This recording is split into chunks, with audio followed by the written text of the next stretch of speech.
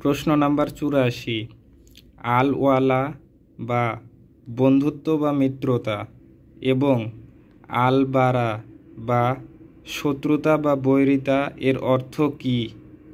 উত্তর, আল ওয়ালা বা বন্ধুত্ব বা মিত্রতা হলো মোহাব্বত করা, ভালোবাসা ও বন্ধুত্ব করা এবং আল্লাহ, তার রসুল সাল্লাল্লাহু আলাইহি ওয়াসাল্লাম ও সকল মুসলিমকে সহায়তা করা।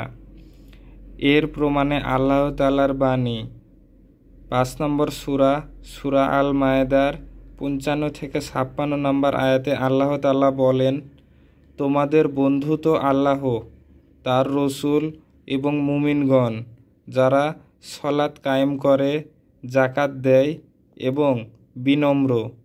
আর যারা আল্লাহ, তার রসুল এবং বিশ্বাসীদেরকে বন্ধুরূপে গ্রহণ করে, তারাই আল্লাহর দল এবং তারাই বিজয়ী। আল বারা বা শত্রুতা বা বৈরিতা হলো কুফর, কাফির সম্প্রদায় ও তাদের সহযোগীদের ঘৃণা করা।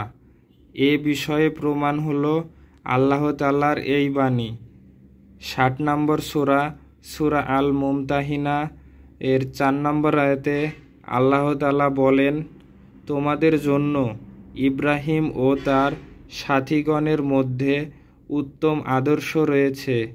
তারা তাদের সম্প্রদায়কে বলেছিল, আমরা তোমাদের সাথে, আর তোমরা আল্লাহ ছাড়া যাদের ইবাদত করছো তাদের সাথে আমাদের কোনো সম্পর্ক নেই। আমরা তোমাদেরকে মানি না, আর তোমরা এক আল্লাহর প্রতি ঈমান না আনা পর্যন্ত তোমাদের মধ্যে ও আমাদের মধ্যে চিরশত্রুতা থাকবে।